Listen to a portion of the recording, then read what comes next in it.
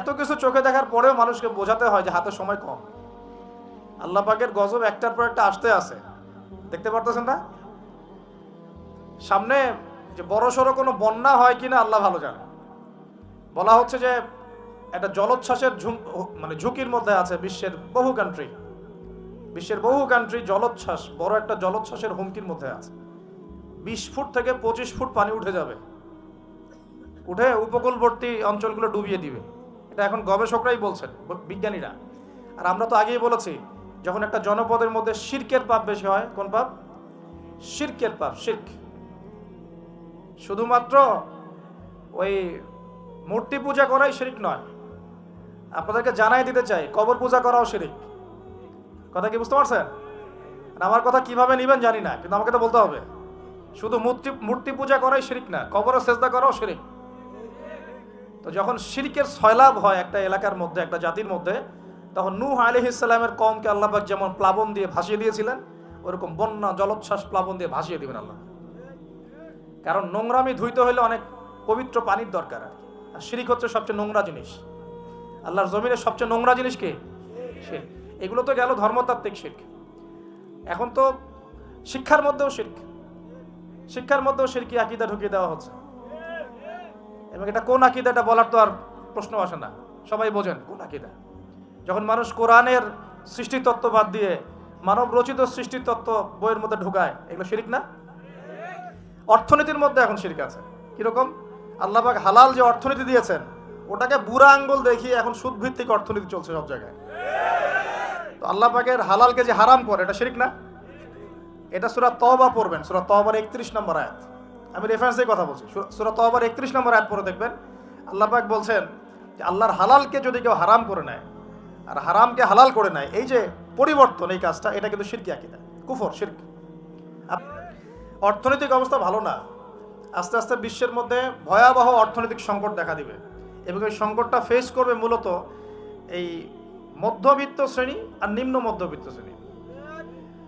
খুব ধনী দেশের কোনো সমস্যা হবে না, যারা মিডল ক্লাস কান্ট্রি বা আরেকটু নিচু মানের কান্ট্রি অর্থনৈতিক দিক থেকে, এদের সামনে ভয়াবহ একটা অবস্থা ফেস করতে হবে। সময় যাইতে দেন, আস্তে আস্তে সব স্পষ্ট হয়ে যাবে, আপনারাই বুঝতে পারবেন। অলরেডি গরিব মানুষ হাহাকার করা শুরু করেছে। বড় লোকের তো কোনো সমস্যা নাই, গ্যাস, তেল, চাল, ডাল সব কিছুর দামও যদি বাড়ে, বড় লোকের কোনো সমস্যা আছে?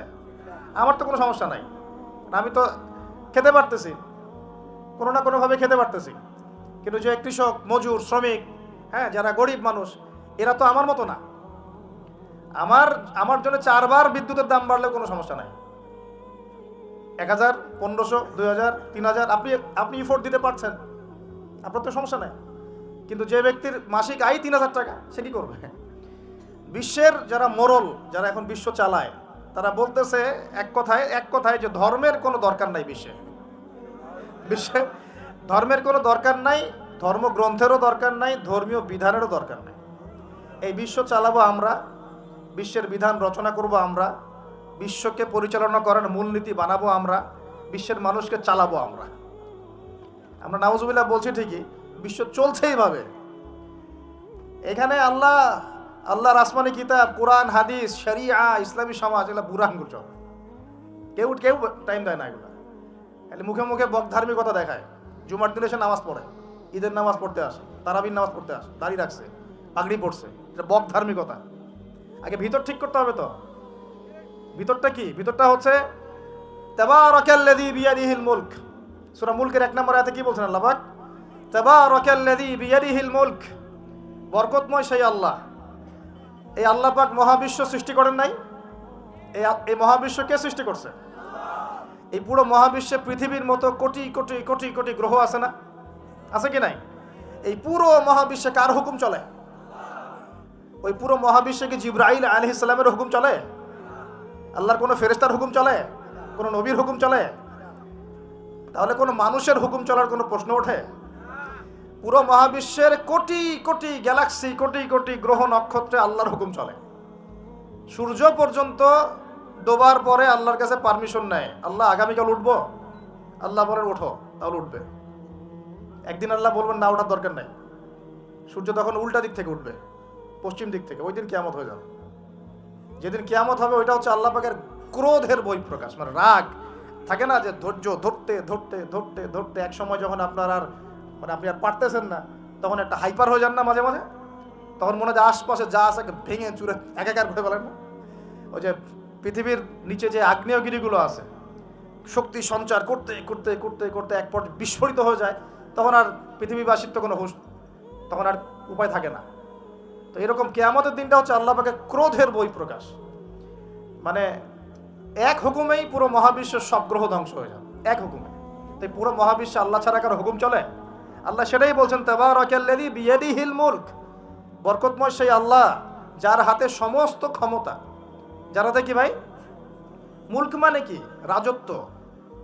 এখনকার তোমরা যারা পলিটিক্যাল সায়েন্স পড়ো আর পড়াও, তোমাদের বা আপনাদেরকে বলছি, রাজত্ব মানে কি? রাজত্বের ইংরেজি প্রতিশব্দ কি? সভরেন্টি। মানে বলেন, সভরেন্টি মানে কি? সার্বভৌমত্ব। মানে কি? সার্বভৌমত্ব। আল্লাহ পাক বলছেন মহাবিশ্বের সার্বভৌমত্ব আমার হাতে। সুবহানাল্লাহ। কার হাতে? মহাবিশ্বের সার্বভৌমত্ব কার হাতে? সভরেন্টি কার হাতে? দুনিয়াতে এই সভরেন্টি সার্বভৌমত্ব মানুষের হাতে। বুঝেন নাই মনে হয়? এই দুনিয়াতে সভরেন্টি, মুলক, সার্বভৌমত্ব এখন আল্লাহর হাতে নাই, মানুষের হাতে। মানুষ যা মনে করে তাই চালায়। এখন আল্লাহ পাকের বিধান, আল্লাহ রাসূল এগুলো বাদ। তো এটা হচ্ছে সবচেয়ে বড় শিরক সারা বিশ্বের। এটা সারা বিশ্বের সবচেয়ে বড় পর্যায়ে শিরক। তো শিরকে ডুবে আছি আমরা, এটাকে বোঝেন। আমি তো বলছি না যে এখন এই প্রবলেমসগুলোকে রাতারাতি সলভ করা যাবে, এমনটা তো বলছি না। বলছি পুরো ওয়ার্ল্ডে এরকম শিরকি একটা সিস্টেম প্রতিটা ক্ষেত্রে চলছে। কিভাবে সলভ করবেন সেটা পরের বিষয়, আগে তো বুঝতে হবে কোথায় আছে বিশ্ব এখন। তো আমরা দেখলাম যে বড় বড় সেক্টর যেগুলো একটা বিশ্বের, ধর্ম, সংস্কৃতি, অর্থনীতি, জিওপলিটিক্স এবং পরিবার তো আছেই, পাশাপাশি আমাদের এই একটা কি ওয়ার্ল্ড অ্যাফেয়ার্স, এই প্রতিটা ক্ষেত্রে আল্লাহ পাকের তাওহীদকে পাশ কাটিয়ে মানুষের মন গড়া বিধান দিয়ে চলানো হচ্ছে কিনা? হচ্ছে কিনা? বুঝতে পারছেন না মনে কথা? সুদ কি মানুষের বিধান না আল্লাহর বিধান? বলেন, আরো খোলামেলা বলি, সুদ কি মানুষের বিধান না আল্লাহর বিধান? মদ কি মানুষের বিধান না আল্লাহর বিধান? মদ খাওয়া যাবে? মদ খাওয়া যাবে? বেপরদায় চলা যাবে, এটা কি মানুষের বিধান না আল্লাহর বিধান? পুরো বিশ্বের যত বৈশ্বিক অ্যাফেয়ার্স আছে এটা মানুষ নিয়ন্ত্রণ করবে, আল্লাহর বিধানের দরকার নাই। এটা কি আল্লাহর বিধান না মানুষের কথা?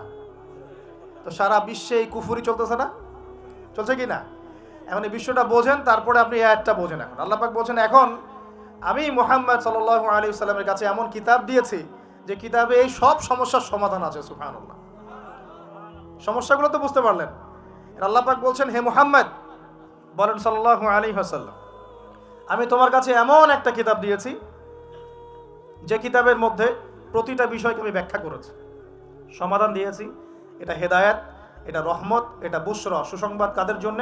যারা আমার সামনে আত্মসমর্পণ করবে। যারা করবে না ওদের জন্য সুসংবাদ নাই। আর এই কিতাবের ব্যাখ্যা আছে।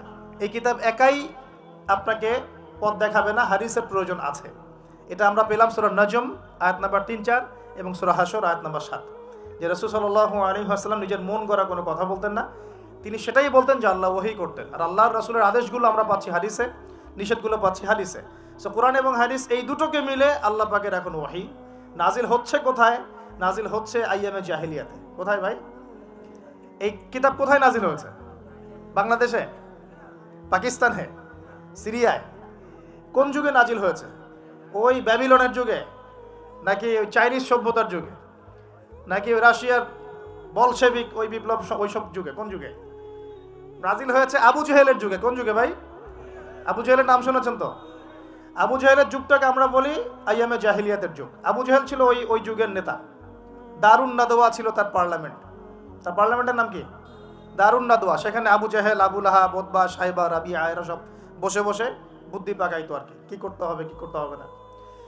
বাই দ্য ওয়ে, এই আবু জেহেল, আবু লাহাবরা কিন্তু আল্লাহকে বিশ্বাস করতো। আল্লাহ বলে যখন আছে এবং আল্লাহর কাছে যে ফিরে যেতে হবে এটাও তারা বিশ্বাস করতো কিছু কিছু ক্ষেত্রে। কিন্তু আল্লাহ পাকের কোনো বিধান তারা মানতো না। আল্লাহ পাকে পাওয়ার জন্য মাধ্যম পূজা করত। তারা কিন্তু 360টা মূর্তির পূজা এই কারণে করতো না এই কারণে করতো না যে তারা আল্লাহকে বিশ্বাস করে না, এমন নয় বিষয়টা। তারা আল্লাহকে বিশ্বাস করতো, আল্লাহকে পাওয়ার মাধ্যম হিসেবে তারা এগুলোর পূজা করতো। সূরা জুমার পড়েন, সূরা জুমারের 1, 2, 3 আয়াত পড়ে দেখেন, আবু জেহেলদের কথা আল্লাহ বলেছেন। তারা বলতো মা না'বুদুহুম, আমরা এই লাত উজ্জা মানাতের উপাসনা এই কারণে করি, শুধু এই কারণে করি, লিয়ুকাররিবুনা ইলাল্লাহি যুলফা, যে এই লাত উজ্জা মানাত হবল, এই যে মূর্তিগুলো, এগুলো আমাদেরকে আল্লাহ পর্যন্ত পৌঁছে দিবে, এই কারণে করতো। ওরা কিন্তু আল্লাহকে অস্বীকার করতো না। এমনকি বদর যুদ্ধে যাওয়ার সময়ও আবু জেহেল কিন্তু কাবা ঘরে দোয়া করে গেছে।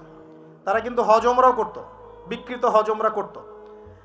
তো এটা মনে করবেন না যে আবু জেহেলরা আল্লাহকে বিশ্বাস করতো না। এবার আবু জেহেলকে চিনতে পারছেন?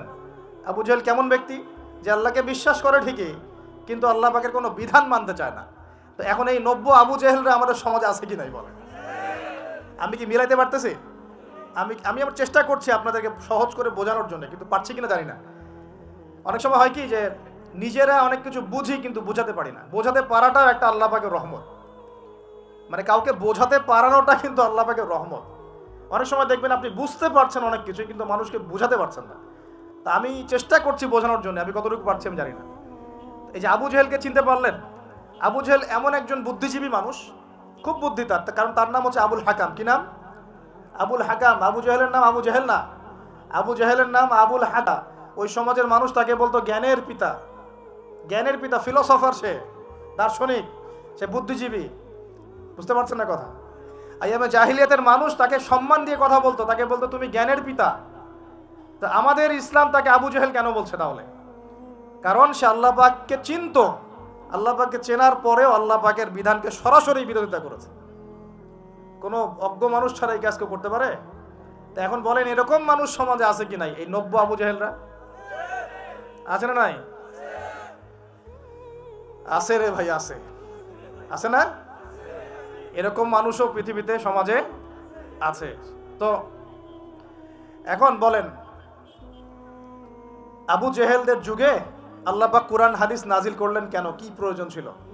উত্তর, আবু জেহেলদের যুগের মধ্যে বর্তমান সময়ের মতো শিরক ছিল। কি ছিল ভাই? আবু জেহেলদের যুগে বর্তমান সময়ের মতো সুদ ছিল, সুদ। আবু জেহেলদের যুগে বর্তমান সময়ের মতো মাদক ছিল। আবু জেহেলদের যুগে বর্তমান সময়ের মতো মেয়েদের প্রতি এই বর্বর আচরণ ছিল, মানে নারীর অবমাননা ছিল। বরং আমি বলি, আমি খোলামেলাই বলি, আবু জেহেলের যুগ থেকে এই যুগে নারীর অবমাননা আরো বেশি। আবু জেহেলের যুগে এত ধর্ষণ হয় নাই। আবু জেহেলের যুগে মেয়েরা এরকম ছেলেদের পোশাক পরে ঘুরে নাই। আবু জেহেলের যুগে ঘরে ঘরে পরকিয়া ছিল না। শোনেন, তাব্বাত ইয়াদা আবি লাহাবি ওয়া তাব, সূরাটা পড়েছেন? আবু লাহাবের 2 হাত ধ্বংস হোক। আবু লাহাবের পাপ ছিল অন্য, সে নবী সাল্লাল্লাহু আলাইহি ওয়াসাল্লামের সাথে কটূক্তি করত, বিরোধিতা করত। কিন্তু আবু লাহাব সম্পর্কে আল্লাহ পাক কি বলছেন? মা আগনা আনহু মালুহু ওয়া মা কাসাব। আবু লাহাবের মাল সম্পদ এবং যা সে অর্জন করেছে এই দুনিয়াতে, এগুলো তাকে জাহান্নামের আগুন থেকে বাঁচাতে পারবে না। এই বিশাল প্রপার্টি আপনাকে জাহান্নামের আগুন থেকে বাঁচাতে পারবে না যদি এই প্রপার্টির হক আদায় না করেন। এই রিজিকের হক যদি ঠিকঠাক আদায় না করেন, জাকাত না দেন, দরিদ্রের হক না দেন, মিসকিনের হক না দেন, আত্মীয়র হক না দেন, প্রতিবেশীর হক না দেন, ইসলামের আল্লাহর ফি সাবিলিল্লাহ দান সদকা না করেন, এই বিশাল প্রপার্টি আপনাকে কিয়ামতের মাঠে বাঁচাতে পারবে না।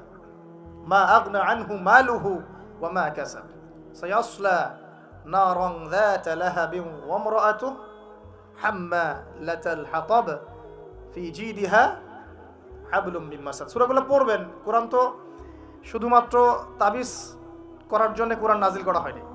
তাবিজ করার জন্য কোরআন নাজিল করা হয়েছে নাকি? কোরআনের আয়াত ছিঁড়ে ছিঁড়ে এখন মাদুরির মধ্যে ঢুকিয়ে গলায় ঝুলে রাখার জন্য কোরআন নাজিল হয়েছে? বলেন তো। কোরআনের আয়াত একটা ছিঁড়ে এভাবে আমি র্যাপিং করে গলার মধ্যে ঢুকায় রেখে দিলাম, বাস কোরআনের হক আদায় হয়ে গেল। ডক্টর আপনাকে একটা প্রেসক্রিপশন দিয়েছেন, মনে করেন তোমার কোভিড হয়েছে, তোমাকে এখন এই প্রেসক্রিপশন অনুযায়ী চলতে হবে। আর প্রেসক্রিপশনটা আমি যদি এখন এমন করে ভাঁজ করি, ভাঁজ করে সুন্দর করে মাদুরির মধ্যে ঢুকায়, ওষুধ খাওয়ার দরকার নাই, ভাঁজ করে ঢুকায় বাস রেখে দিলাম, রোগ ভালো হবে না? রোগ ভালো হবে? আমরা কোরআন কিনে এই কাজ করি, আমরা কোরআন কিনে কেউ কেউ এই কাজ করি, সবাই না, কেউ কেউ। কোরআন শেফা মানে কি? কোরআন আপনার রুহের শেফা এবং দেহের শেফা। কখন? কোরআন যখন কোরআন বুঝে আমল করবেন তখন। কোরআন পড়ে বুঝে যখন আমল করবেন তখন কোরআন শেফা এবং রহমত বুশরা। আল্লাহ পাক আমাদেরকে বোঝার তৌফিক দান করুন। তবে হ্যাঁ, কোরআনের আয়াত থেকে ঝাড়ফুঁক করা যায়, ঝাড়ফুঁক করা যেতে পারে, পানি পড়া খাওয়া যেতে পারে, এবং এই পানি দিয়ে গোসলও করা যেতে পারে ইত্যাদি। কিন্তু আপনি তো ছিঁড়ে ছিঁড়ে ছিঁড়ে ছিঁড়ে খালি গলায় পায়ে হাতে ঝুলে রাখতে পারেন না। আল্লাহ পাক আমাদেরকে বোঝার তৌফিক দান করুন। প্রিয় ভাইয়েরা, এখন এতটুকু তো বুঝতে পারলাম যে কোরআন কোন সময় নাজিল হয়েছে। তাহলে ভাই কার যুগে? আবু জাহেলের যুগে। আবু জাহেলের যুগে কি কি ছিল? এখনকার মতো শিরিক ছিল, এখনকার মতো সুদ ছিল, এখনকার মতো মাদক ছিল, এখনকার মতো মেয়েদের অবমাননা ছিল, আরও একটা ছিল এখনকার মতো যে গোত্রীয় হানাহানি। দেখেন না এখন হানাহানি, মারামারি, রাহাজানি বিশ্বে বিশ্বে, দেশে দেশে, দলে দলে, এই পলিটিক্যাল দল ওই পলিটিক্যাল দলে, আবার এই ধর্মীয় দল এই ধর্মীয় দলে, এই যে হানাহানি, গোত্রীয় হানাহানি, এই হানাহানি ছিল আইয়ামে জাহিলিয়াতের একটা বড় নিদর্শন। তো এরকম একটা সমাজে আল্লাহ পাক কোরআন এবং হাদিস নাজিল করলেন কেন? ইসলামী সমাজ গঠন করার জন্য, যেটা আপনি টপিক দিয়েছেন। এখন ইসলাম কি আর সমাজ কি? ইসলাম হচ্ছে এক কথায় আল্লাহর সামনে আত্মসমর্পণ করা। আল্লাহর সামনে আত্মসমর্পণ মানে কি? আল্লাহ কি আমার সামনে দাঁড়িয়ে আছেন? আল্লাহ পাক কি আমার সামনে দাঁড়িয়ে আছেন? আমি গিয়ে পায়ে সেজদা করব? আল্লাহর সামনে আত্মসমর্পণ মানে কি? আল্লাহ পাককে চোখে দেখা যায়? আল্লাহ রাব্বুল আলামিনকে দুনিয়ার কোনো চোখ দেখতে পারবে না, সুবহানাল্লাহ। হ্যাঁ, জান্নাতে যারা যাবে তারা আল্লাহকে দেখতে পারবে ইনশাআল্লাহ। আর ইনশাআল্লাহ আমরা আশা করি আমরা সেই কাতারভুক্ত হব ইনশাআল্লাহ। একদিন না একদিন আমরা আল্লাহকে দেখবো ইনশাআল্লাহ। নবীজিকে আয়েশা রাদিয়াল্লাহু আনহা বলছিলেন, আল্লাহ পাককে কিভাবে দেখবে মানুষ ইয়া রাসূলুল্লাহ সাল্লাল্লাহু আলাইহি ওয়াসাল্লাম? তিনি বলছেন যে তোমরা পূর্ণিমার চাঁদ দেখতে তোমাদের কোনো অসুবিধা হয়? তখন সাহাবীরা বলছেন, না, পূর্ণিমার চাঁদ তো আমরা জাজল্যমান দেখতে পারি। ঠিক এভাবেই তোমরা আল্লাহকে দেখবে ইনশাআল্লাহ। এটা হবে জান্নাতের সবচেয়ে বড় নিয়ামত। জান্নাতের সবচেয়ে বড় নিয়ামত হচ্ছে আল্লাহর দর্শন, দিদার। তো এই দুনিয়ার চোখ আল্লাহকে দেখবে না, তাহলে আল্লাহ পাক কিভাবে আমাদের সাথে যোগাযোগ করবেন? আল্লাহ পাক এই দুনিয়ার মধ্যে কিছু মানুষকে বাছাই করবেন নবুয়ত দেওয়ার জন্য। কি দেওয়ার জন্য? নবুয়ত। যে মানুষদের সাথে আল্লাহ পাক যোগাযোগ করবেন আল্লাহর ওহির মধ্য দিয়ে। কিসের মাধ্যমে? ওহিটা কি সরাসরি নেমে আসবে না কেউ নিয়ে আসবে? এখন কেউ নিয়ে আসবে, কে নিয়ে আসবে? তার নাম হচ্ছে জিবরাইল আলাইহিস সালাম। কি নাম? আল্লাহ রব্বুল আলামিন জিবরাইল আলাইহিস সালামের মাধ্যমে কোরআন সুন্নাহর এই ওহী সর্বশেষ নবী মুহাম্মদ সাল্লাল্লাহু আলাইহি ওয়াসাল্লামের কলবে ওহী করেছেন। খুশি হন নাই? কোন যুগে ওহী করেছেন? আবু জেহেলের যুগে। কোন যুগে? যে যুগটার সাথে আমাদের যুগের মিল আছে। আচ্ছা, এখন আল্লাহ পাক বলেছেন এর সামনে তোমরা মাথা নত করো। মাথা নত মানে কি? জাস্ট মাথাটা নত করে দেওয়া?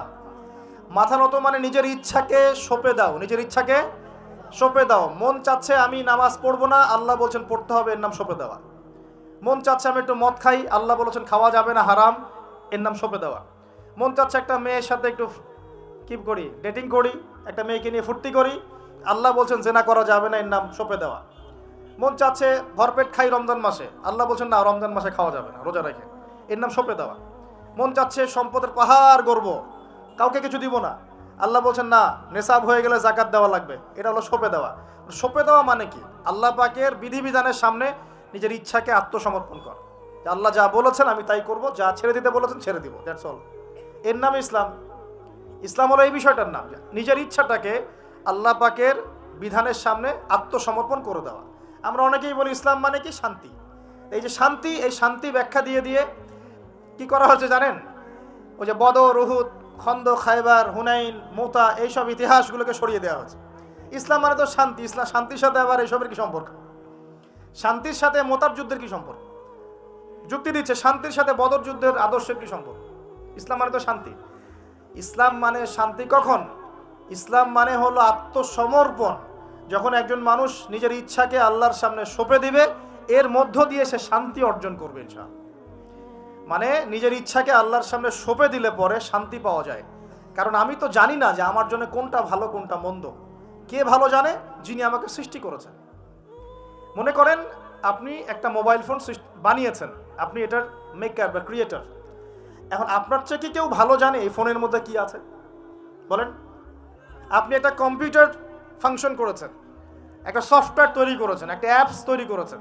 আপনার চেয়ে কি কেউ ভালো জানবে এই অ্যাপস কি কাজ করতে পারে, এই সফটওয়্যার কি কাজ করতে পারে, এই কম্পিউটারের ফাংশন কি? এখন আল্লাহ পাক পুরো মহাবিশ্ব সৃষ্টি করেছেন, আমাদেরকেও সৃষ্টি করেছেন। এখন আমাদের জন্য কোনটা ভালো, কোনটা খারাপ, কোনটা হক, কোনটা বাতিল, কোনটা ন্যায়, কোনটা অন্যায়, কোনটা করলে আমরা দুনিয়ায় ভালো থাকবো, পরকালে ভালো থাকবো, এটা কি আল্লাহ পাকের চেয়ে ভালো কেউ জানবে? এই সহজ কথাটা বুঝতে এত সমস্যা কিসের? যদি আল্লাহ বলে কেউ থেকে থাকেন, তাহলে তিনি যদি আমাকে সৃষ্টি করে থাকেন, তাহলে তিনি তো ভালো বুঝবেন আমার জন্য কোনটা ভালো কোনটা খারাপ। এখন তিনি যেগুলো ভালো বলেছেন সেগুলো কোরআনে নাজিল করেছেন, যেগুলো খারাপ বলেছেন সেগুলোও কোরআনে নাজিল করেছেন। তিনি তার রাসূলের মাধ্যমে আমাদেরকে জানিয়েছেন কোন কোন বিষয়গুলো ভালো আর কোন কোনগুলো খারাপ।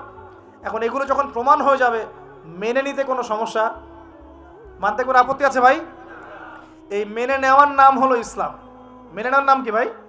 ইসলাম। এখন দ্বিতীয় প্রশ্ন হচ্ছে, ইসলাম কি পরিপূর্ণ না অসম্পূর্ণ?